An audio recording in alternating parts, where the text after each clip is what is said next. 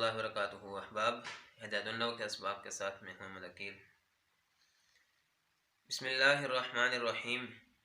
اما الوصف فلا يجتمع مع العالمیت اصلا وشرطه ان يكون وصفا في اصل الوضع فاسود وارقم غیر منصرف وان صار اسمین للحیة لإصالتهما في الوصفیة واربع في مررت بنسوة اربع منصرف مع انه صفة ووزن الفعل لعدم الإصالة في الوصفية. اما التانيث بالتاء فشرطه ان يكون علما كطلحة وكذلك المعنوي. ثم المعنوي ان كان ثلاثيا ساكن الاوسط غير اعجمي يجوز صرفه وتركه لاجل الخفة ووجود السببين كهند والا يجب منعه كزينب وسقر وماها وجورا. اور بہرحال وصف پس یہ جمع نہیں ہوگا عالمیت کے ساتھ اصلاً بالکل کبھی بھی، اور اس کی شرط یہ کہ یہ اصل وضع میں وصف ہو۔ پس اسود اور ارقم غیر منصرف ہیں، اگرچہ یہ دونوں نام بن گئے ہیں للحیت سانپ کے،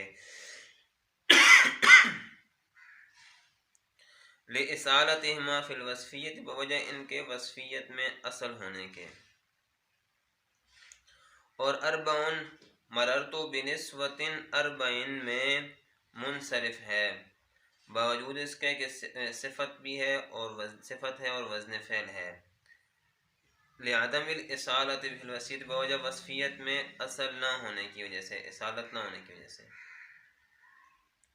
بہرحال تانیث بالتاء اس کی شرط یہ کہ وہ علم ہو جیسے طلحہ، اور اسی طرح مانوی بھی ہے۔ پھر مانوی اگر ثلاثی تین حرفی ہو، ساکن الاوسط درمیان والا حرف ساکن ہو، غیر اعجمی اجمی نہ ہو تو یجوز صرفہ اس کو منصرف پڑھنا بھی جائز ہے، و ترکہ اور صرف کا ترک کرنا یعنی غیر منصرف پڑھنا بھی جائز ہے، لاجل الخفت خفت کی وجہ سے، و وجود السببین اور دو سببوں کے پائے جانے کی وجہ سے، جیسے ہندن، ورنہ اس واجب ہوگا جیسے زینب، سقرہ، ماہا، وجورا۔ اچھا احباب، اسباب منع صرف چل رہے ہیں۔ پہلا سبب ہم نے پڑھ لیا عدل، اور اس کی دو قسمیں، عدل تحقیقی، عدل تقدیری، جو ہے تعریفوں کے، مثالوں کے، تفصیل کے ساتھ ہم نے پڑھ لیا۔ آج اس عبارت کے اندر مصنف رحمہ اللہ اسباب منع صرف میں سے جو 9 اسباب میں سے جو دوسرا سبب ہے وصف، اسے بیان کر رہے ہیں کہ وصف کیا۔ تو فرمایا وصف فلا یجتمع مع العالمیت اصلا، کہتے ہیں کہ وصف جو ہے یہ علم کے ساتھ کبھی بھی جمع نہیں ہوگا، یعنی ایک لفظ کے اندر وصف بھی ہو اور وہ علم بھی ہو، ایسا نہیں ہو سکتا۔ کیوں بھائی ایسا کیوں نہیں ہو سکتا؟ اس لیے کہ وصف جو ہوتا ہے یعنی کسی کی صفت بیان کرنا یا کوئی صفت وغیرہ، تو وصف جو ہوتا ہے یہ ذات مبہم پر دلالت کرتا ہے، یعنی اس کی کوئی ذات واضح نہیں ہوتی، یعنی یہ کس کے بارے میں بات کر رہا ہے۔ اور علم جو ہوتا ہے یہ ذات معین پر دلالت کرتا ہے، کسی معین چیز پر دلالت کرتا ہے۔ اب میں کہتا ہوں 15 آدمی بیٹھے ہیں، میں کہتا ہوں کامران، تو کامران میری طرف متوجہ ہو جائے گا اور دیکھے گا، تو کیوں؟ یہ اب علم ہے، تو اس سے دیکھیں وہ ذات معین کے لیے وضع کیا گیا ہے، تو میں جب کامران کہوں گا یا زید کہوں گا تو وہ بندے جو ہے میری طرف دیکھیں گے، اس لیے کہ یہ معین انہی کا نام ہے، انہی کے لیے وضع کیا گیا ہے۔ ہاں اگر 15 آدمی بیٹھے ہیں، میں کہتا ہوں شجاعن، تو اب جو ہے اس میں کوئی ابہام ہے، میں کس سے کہہ رہا ہوں شجاع، بہادر آدمی، میں کس سے کہہ رہا ہوں؟ ٹھیک ہے، تو اب اس میں ابہام ہے، مبہم ہے، پتہ نہیں چل رہا، واضح وضاحت نہیں ہو رہی۔ ٹھیک ہے، تو علم جو ہوتا ہے وہ آتا ہے ذات معین کے لیے یا معین چیز کے لیے، اور وصف جو ہوتا ہے اس میں ابہام ہوتا ہے، اس میں جو ہے وضاحت نہیں ہوتی، تو اس لیے یہ دونوں آپس میں ایک دوسرے کی ضد ہیں، اور ایک چیز میں ضد جمع نہیں ہو سکتی۔ اچھا ایک شرط بیان کر دی کہ وہ شرط ہوں یکون وصفا فی اصل الوضع، شرط یہ ہے کہ وہ اصل وضع میں، وضع کہتے ہیں ایجاد میں، بنانے میں، یعنی اہل زبان نے اس لفظ کو وصف بنانے کے لیے ہی وضع کیا ہو، یہ شرط ہے۔ اہل زبان نے، یہ زبان کا لفظ ہے، اس نے اسے وصفی معنی کے لیے یعنی صفت والے معنی کے لیے ہی وضع کیا ہو، تب جو ہے وہ غیر منصرف ہوگا، غیر منصرف ہونے کا سبب بنے گا۔ وضع کا مطلب ہوتا ہے یاد کرنا، پیدا کرنا، تو واضح نے اسے وضع ہی اس لیے کیا ہو کہ وہ وصف بنے۔ اگر واضح نے اس کو اس معنی کے لیے وضع نہیں کیا، کسی اور معنی کے لیے وضع کیا ہے، لیکن وہ وصفیت والا معنی دے رہا ہے، تو پھر وہ غیر منصرف بننے کا سبب نہیں بنے گا۔ اب دونوں کی مثالیں دیکھ لیتے ہیں، بات سمجھ آ جائے گی۔ اب دیکھیں، اسود اور ارقم۔ اسود کہتے ہیں کالے کو، اور ارقم کہتے ہیں چت کبرے کو۔ چت کبرو یعنی کالا ہو اور اس میں سفید سفید داریاں ہوں، جیسے سفید نشان ہو اس میں، تو اسے چت کبرا کہتے ہیں۔ تو یہ دونوں صفتیں ہیں، وصف ہیں، ٹھیک ہے۔ تو لیکن بعد میں جو ہے یہ نام بن گئے ہیں۔ اسود کہتے ہیں کالے سانپ کو، اور ارقم کہتے ہیں چت کبرے سانپ کو، یعنی کالا سانپ اور اوپر سفید سفید داریاں ہوں تو اسے چت کبرا کہتے ہیں اردو کے اندر۔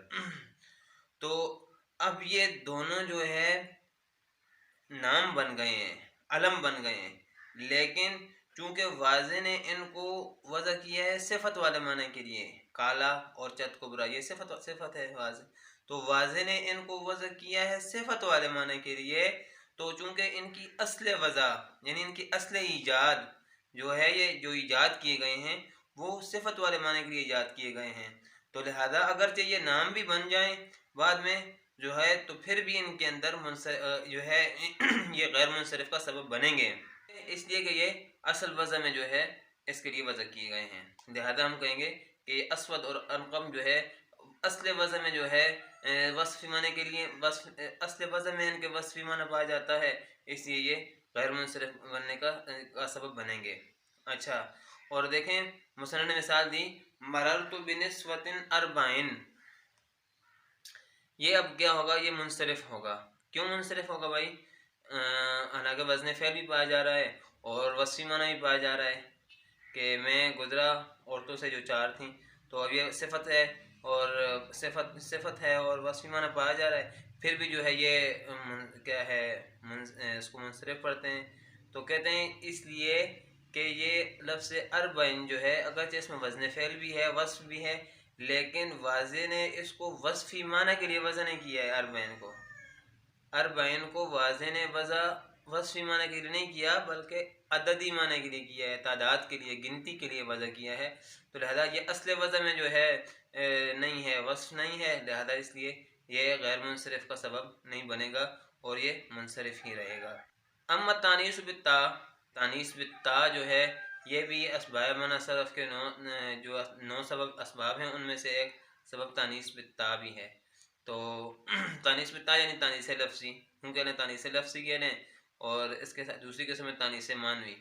تانیثی لفظی جو ہے جس میں جو ہے علامت تانیث کی لفظوں میں موجود ہو، جیسے تا ہوتی ہے قائمتن، یا الف مقصورہ ہو یا الف ممدودہ ہو، تو یہ تینوں تانیث لفظی کی علامتیں ہیں۔ اچھا، اور تانیث معنوی لفظوں کے اندر کوئی علامت موجود نہ ہو، اور جو ہے پھر لفظوں کے اندر علامت موجود نہ ہو، لیکن وہ جو ہے اہل زبان اس کو جیسے مونس یا مونس کا نام بن گیا ہو، ٹھیک ہے، جیسے ہندن، اب یہ مونس کا نام ہے، علم ہے، تو اس میں اسے ہم کہیں گے تانیث معنوی ہے، کیونکہ لفظ میں کوئی تانیث کی علامت نہیں پائی جا رہی۔ تانیث لفظی ہو یا تانیث معنوی، ان دونوں کی شرط یہ ہے کہ ان یکون علما، یہ دونوں علم ہوں یعنی کسی کا نام ہوں، ٹھیک ہے۔ علمیت ان کے لیے ضروری ہے، اگر علمیت نہ ہو تو پھر یہ غیر منصرف کا سبب نہیں بنیں گے، اس لیے کہ علمیت کے ساتھ جو ہے پھر ان کی تانیث جو ہے وہ پکی ہو جائے گی، مضبوط ہو جائے گی۔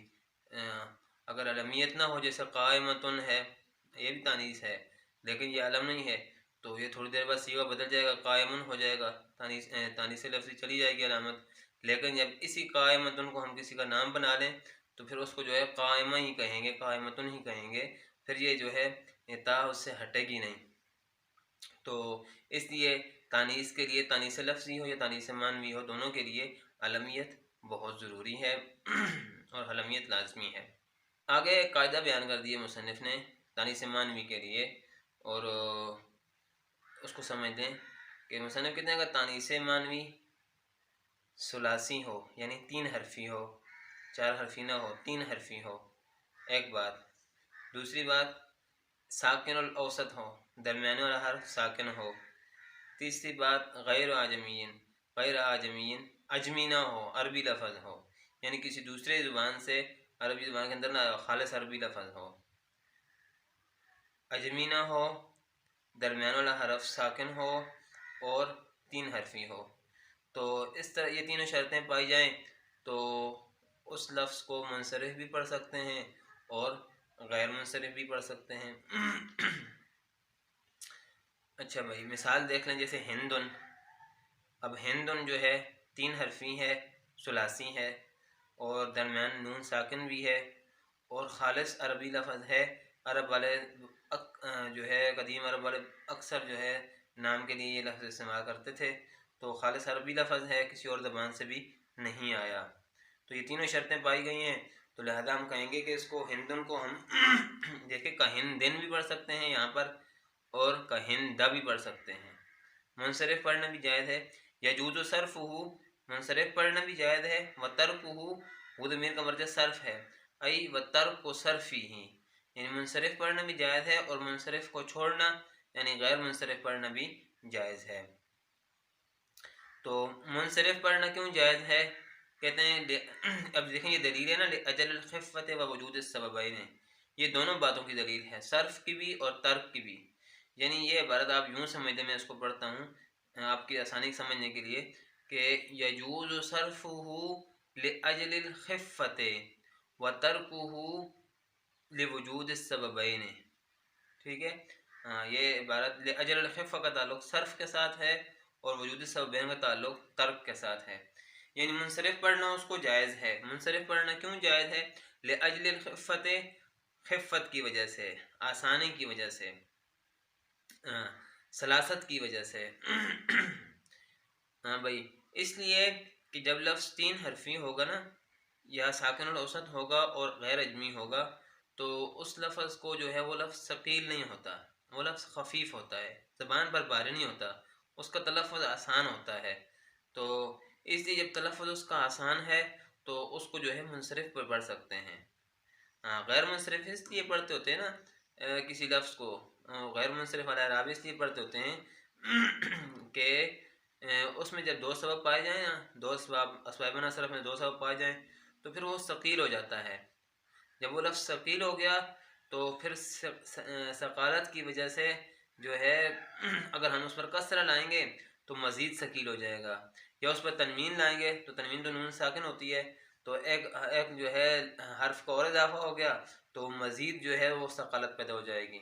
تو اس لیے جب لفظ غیر منصرف ہو نا تو اس میں اس سے کسرہ بھی ہٹا دیتے ہیں اور جو ہے تنوین بھی ہٹا دیتے ہیں آسان کرنے کے لیے، تاکہ اس کا تلفظ جو ہے آسان ہو، ثقیل نہ ہو۔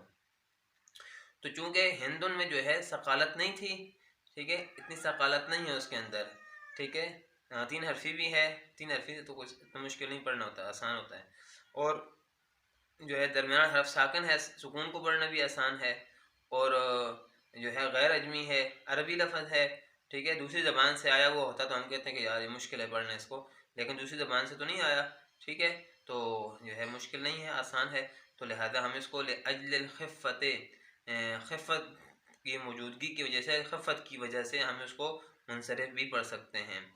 اور اگر آپ اس کو غیر منصرف پڑھیں تو وجود السببین، 2 سبب موجود ہیں، یعنی اس کے اندر علمیت بھی ہے اور اس کے اندر جو ہے تانیث معنوی بھی ہے، تو لہذا ہم اس کو غیر منصرف بھی پڑھ سکتے ہیں۔ تو اس کو منصرف بھی پڑھ سکتے ہیں، غیر منصرف بھی پڑھ سکتے ہیں، دونوں وجوہات آپ کے سامنے آ گئی۔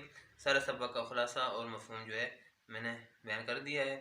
پھر بھی اگر کوئی بات سمجھ نہ آئے تو آپ کمنٹ باکس میں پوچھ سکتے ہیں۔ ملتے ہیں اگلے سبق میں، تب تک کے لیے اجازت دیجیے، اللہ حافظ۔